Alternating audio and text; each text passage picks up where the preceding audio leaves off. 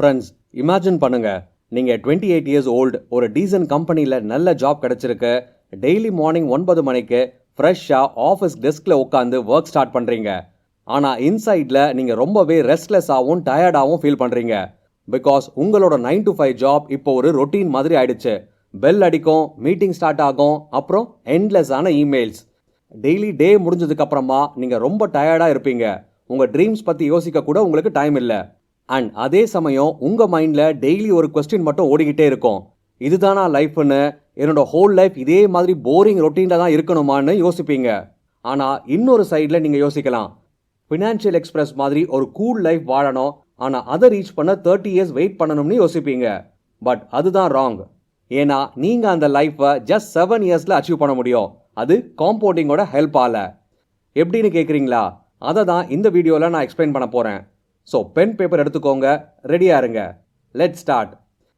Friends, இந்த கால்குலேஷன்ஸ்க்கெலாம் போகிறதுக்கு முன்னாடி ஆரியனோட ஸ்டோரி சொல்கிறேன், கேளுங்க. ஆரியன், விஹான், தேவான்ஷ் 3 பேரும் சேம் காலேஜில் தான் கிராஜுவேஷன் பண்ணாங்க. டிஃப்ரெண்ட் கம்பெனிஸில் இன்டர்ன்ஷிப் கிடச்சிது. அண்ட் ஆரியனுக்கு தான் ஃபர்ஸ்ட் ஜாபும் கிடச்சிது. அவனுக்கு நல்ல பேக்கேஜும் கூட. ஸ்டார்டிங்லேயே 20,000 சேலரி கிடச்சிது. அவன் ரொம்ப ஹாப்பி. இந்த டைமில் அவன் நினச்சான், இப்போ நான் ஏர்ன் பண்ணுறேன், ஸோ லைஃப்பை என்ஜாய் பண்ணுற டைம்டா இதுன்னு யோசனை பண்ணான். ஸோ ஆரியனோட ஃபிலாசபி பார்த்தீங்கன்னா, லைஃப் ஒன்ஸ் தான், ஸோ ஃபுல் என்ஜாய்மெண்ட் பண்ணணும்னு. ஸோ அவன் ஏர்ன் பண்ணுற மணி எல்லாத்தையுமே ஸ்பெண்ட் பண்ணவும் ஆரம்பித்தான். ஃபர்ஸ்ட் சேலரி வந்ததும் பிராண்டட் ட்ரெஸ், எக்ஸ்பென்சிவ் ஃபோன், இந்த மாதிரியெல்லாம்.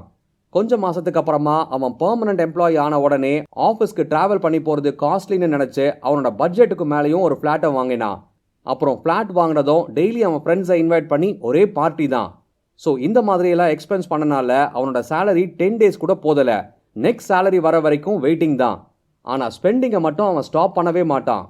அதே சமயம் கிராஜுவலி லைஃப் ஸ்டைலும் ரொம்ப காஸ்ட்லி ஆயிடுச்சு. மீன்வைல் விஹான் அண்ட் தேவான்ஷ் கொஞ்சம் கம்மி சேலரி தான். ஒருத்தருக்கு 18K அண்ட் இன்னொருத்தருக்கு 15K தான்.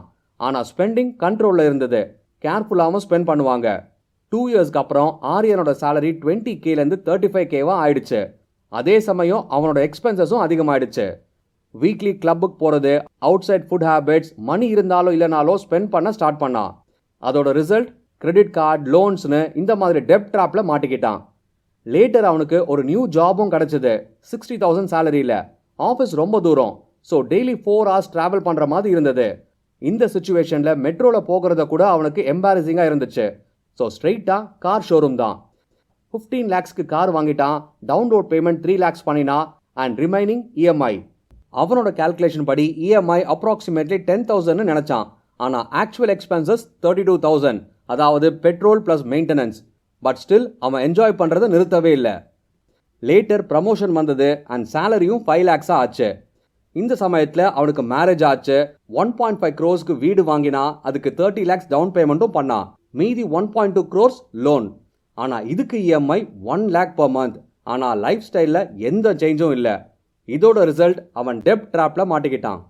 இந்த டெப்ட் ட்ராப்லேருந்து எஸ்கேப் ஆகிறது அவனுக்கு ரொம்பவே கஷ்டமாக இருந்தது. ஒரு நாள் ஆரியன் அவனோட ஃப்ரெண்ட்ஸ் விஹான் அண்ட் தேவான்ஷை மீட் பண்ணான். அப்போவும் அவன் ஷோ ஆஃப் தான் பண்ணான். நான் இன்வெஸ்ட்லாம் பண்ணலை, லைஃப் என்ஜாய் பண்ணுறேன், ரிட்டையர்மெண்ட் பற்றிலாம் லேட்டராக பார்த்துக்கலாம்னு சொன்னான். அதுக்கு விஹான் சொன்னான், நான் இன்வெஸ்ட் பண்ணுறேன், அதுக்காக 70-20-10 ரூலை யூஸ் பண்ணுறேன்னு சொன்னான். 70% for needs, 20% for investment and 10% for entertainment. அந்த 20% இன்வெஸ்ட்மெண்ட்டை அவன் இண்டெக்ஸ் ஃபண்டில் இன்வெஸ்ட் பண்ணினான். வித் 14% ரிட்டர்ன்ஸ் 10 இயர்ஸில் 18 lakhs கிடச்சிது. இதை கேட்டதுமே ஆரியன் சிரிச்சான். 10 இயர்ஸில் இதுதானான்ட்டு. விஹான் அதுக்கு காமாக சொன்னான், இது 20 இயர்ஸில் 92 lakhs மாறும் அண்ட் 30 இயர்ஸில் 4 crores மாறும்னு சொன்னான். இதை கேட்டதுமே தேவான்ஷும் பேச ஸ்டார்ட் பண்ணினான். நான் லேட்டாக ஸ்டார்ட் பண்ணாலும் இன்கம் இன்க்ரீஸ் பண்ணிட்டேன்னு சொன்னான். அதுக்காக அவன் சைட் ஸ்கில் லேர்ன் பண்ணினான், அதாவது வீடியோ எடிட்டிங் கற்றுக்கிட்டான். இந்த ஃப்ரீலான்சிங் ஒர்க்னால அவனுக்கு எக்ஸ்ட்ரா இன்கமும் வந்தது. தேவான்ஷோட ஸ்ட்ராட்டஜி ரொம்ப சிம்பிள். 7-3-2 ரூல். இதுக்காக இன்கம் இன்க்ரீஸ் பண்ணிட்டு ஹை SIP ஸ்டார்ட் பண்ணான். மந்த்லி 1 lakh இன்வெஸ்ட் பண்ணால் ஸ்டெப் அப் 10%ல் 7 இயர்ஸில் 52 lakhs ஆகும், 10 இயர்ஸில் 1 crore ஆகும், 12 இயர்ஸில் 2 crores மாறும். அண்ட் ஏஜ் 40ல் ஃபினான்ஷியல் ஃப்ரீடம் அச்சீவ் பண்ண முடியும்னு சொன்னான். இதுதான் காம்பவுண்டிங்கோட பவர். அதனால தான் ஆல்பர்ட் ஐன்ஸ்டீன் கூட சொன்னார், compounding is the 8th wonder of the worldனு. இதுக்கு ஒரு சிம்பிள் எக்ஸாம்பிள். நீங்கள் 25 ஏஜில் ஸ்டார்ட் பண்ணி 20 இயர்ஸ் இன்வெஸ்ட் பண்ணினா 45 ஏஜில் 5.84 crores அச்சீவ் பண்ண முடியும்னு சொன்னான். இங்கே மோஸ்ட் பீப்புள் ஆரியன் மாதிரி தான் இருக்கும், பட் ஃபியூ ஸ்மார்ட் பீப்புள் தான் தேவான்ஷ் மாதிரி யோசிக்கிறாங்க. ஸோ நீங்கள் என்ன டிசைட் பண்ணுறீங்க? ஜஸ்ட் ஸ்பெண்டிங் லைஃபா இல்லை பில்ட் பண்ணுவீங்களா? இப்போ உங்ககிட்ட ஒரு ஸ்ட்ரெயிட்டான இம்பார்ட்டன்ட் கொஸ்டின். நீங்கள் ஆரியன் மாதிரி லிவ் பண்ணுறீங்களா இல்லை தேவான்ஷ் மாதிரி பில்ட் பண்ணுறீங்களா?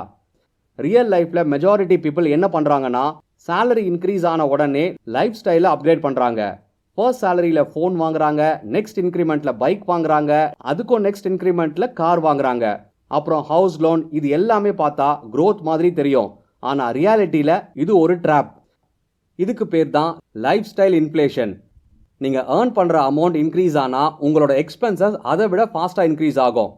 இதோட ரிசல்ட், நீங்கள் எவ்வளோ ஏர்ன் பண்ணாலும் ஆல்வேஸ் மணி இல்லைன்னு ஃபீல் பண்ணுவீங்க. இப்போ ஒரு ஸ்மால் கால்குலேஷனை பார்க்கலாம் வாங்க. நீங்கள் 25 ஏஜில் மந்த்லி 20,000 சேவ் பண்ணினா, அதாவது 12% ரிட்டர்னில் இன்வெஸ்ட் பண்ணினா 20 இயர்ஸ்க்கு அப்புறமா அது அப்ராக்சிமேட்லி 2 crores ஆகும். ஆனால் நீங்கள் வெயிட் பண்ணிவிட்டு 5 இயர்ஸ் லேட்டாக ஸ்டார்ட் பண்ணினா சேம் அமௌண்ட் இன்வெஸ்ட் பண்ணாலும் ஃபைனல் அமௌண்ட் 1 crore கூட ஆகாது. டிஃப்ரென்ஸ் பார்த்தீங்களா? Time is greater than money. Because காம்பவுண்டிங்க்கு முக்கியம் அமௌண்ட் இல்லை, டைம் தான். ஃப்ரெண்ட்ஸ், அதனால தான் சொல்கிறேன், ஸ்டார்ட் பண்ண பெஸ்ட் டைம் இஸ் நவ். இதில் இன்னும் ஒரு மிஸ்டேக் இருக்குது. நிறைய பேர் ஏர்ன் பண்ணுறாங்க, ஆனால் இன்வெஸ்ட்மெண்ட்னா ஸ்டாக் மார்க்கெட்னு நினச்சி பயப்படுறாங்க. அதில் லாஸ் ஆகிடும், ரிஸ்க் ஜாஸ்தின்னு யோசிப்பாங்க. ஆனால் அவங்க ஒரு விஷயத்தை மட்டும் புரிஞ்சுக்க மாட்டாங்க. அதாவது ரிஸ்க் எங்கெல்லாம் இருக்குது தெரியுமா? சேவிங் பண்ணாமல் இருக்கிறதுல, மணி ஐடிலாக வச்சுக்கிறதுல, அண்ட் இன்ஃப்ளேஷனை இக்னோர் பண்ணுறதுல தான். எக்ஸாம்பிளுக்கு, நீங்கள் பேங்க்கில் 10,000 வச்சா 10 இயர்ஸ்க்கு அப்புறமா அதோட வேல்யூ குறையும். ஆனால் அதே 10,000 இன்வெஸ்ட் பண்ணினா அது க்ரோ ஆகும். ஸோ ரியல் ரிஸ்க் எதுனா நாட் இன்வெஸ்டிங். எஸ் ஃப்ரெண்ட்ஸ், இன்னைக்கே நீங்கள் ஒரு டிசிஷன் எடுக்கணும். டெம்பரரி ஹாப்பினஸா இல்லை பெர்மனன்ட் ஃப்ரீடமானு? சாய்ஸ் உங்களுடையது. So if you find this video useful, like பண்ணுங்க அண்ட் சப்ஸ்கிரைப் பண்ணுங்க. உங்களோட ஃபியூச்சர் செல்ஃப் இந்த டிசிஷனுக்காக உங்களுக்கு தேங்க்ஸ் சொல்லும். See you in the next powerful video. Thank you.